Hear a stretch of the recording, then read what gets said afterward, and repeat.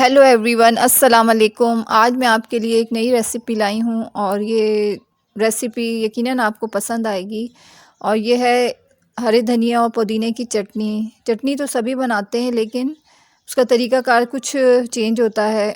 इस चटनी को जो भी खाएगा इंशाल्लाह उसका वेट लूज़ एक हफ़्ते में वेट लूज़ होना शुरू हो जाएगा इंशाल्लाह, क्योंकि ये मेरी सीक्रेट रेसिपी है और जिसने भी खाई है उसको बहुत फ़ायदा हुआ है। चलिए रेसिपी को शुरू करते हैं। इसमें 2 अदद हरी मिर्चें ली हैं, पुदीना तकरीबन मैंने हाफ़ गड्डी पुदीना लिया है, 1 गड्डी धनिया लिया है मैंने, और नमक हाफ़ टी स्पून लिया है, और ज़ीरा हाफ़ टी स्पून लिया है, हाफ़ टुकड़ा अदरक का लिया है, 1 छोटा प्याज लिया है।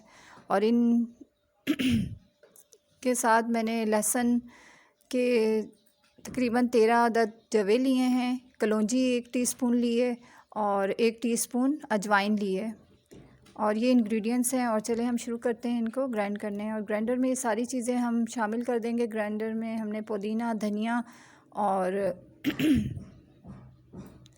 जो भी मसाले हम ज़ीरा, नमक और ये सारे मसाले हम शामिल कर देंगे और इसको हम ग्राइंड कर देंगे।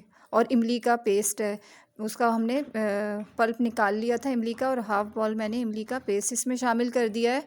और बस अब इसको हम थोड़ा सा पानी डाल देंगे, पानी ज़्यादा नहीं डालेंगे, जिसमें ग्राइंड हो जाए अच्छे तरीके से। पानी शामिल करके ग्राइंड कर देंगे और बस डिश आउट कर देंगे और ये हमारी चटनी तैयार हो गई है। और यकीनन आपको ये रेसिपी पसंद आएगी। डाइट के साथ साथ इस चटनी का कमाल ये है कि ये तो वेट लूज़ करती ही है हमारा, लेकिन इसके साथ साथ हमें खाने पीने में भी थोड़ा सा एहतियात करना चाहिए। हर चीज़ खाएं लेकिन एतदाल के साथ खाएं और तमाम चीज़ें खाएं। और घर का काम ख़ास तौर पे औरतों को करना चाहिए। वेट लूज़ करने के लिए औरतें जिम तो चली जाती हैं लेकिन घर का काम नहीं करती। घर के कामों के लिए हमने मासियाँ रखी हुई होती हैं, तो घर का अगर हम पोछा ही लगा लें तो हमारा वेट बढ़े ही ना।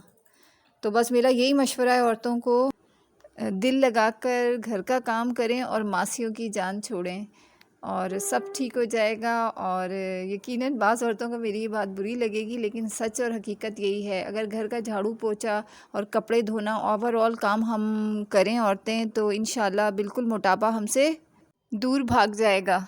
अगर मेरी कोई बात बुरी लगे तो मैं माफ़ी चाहती हूँ, और अगर वीडियो अच्छी लगे तो इस वीडियो को लाइक, शेयर और सब्सक्राइब ज़रूर कीजिएगा और दुआओं में याद रखिएगा। अल्लाह हाफ़िज़।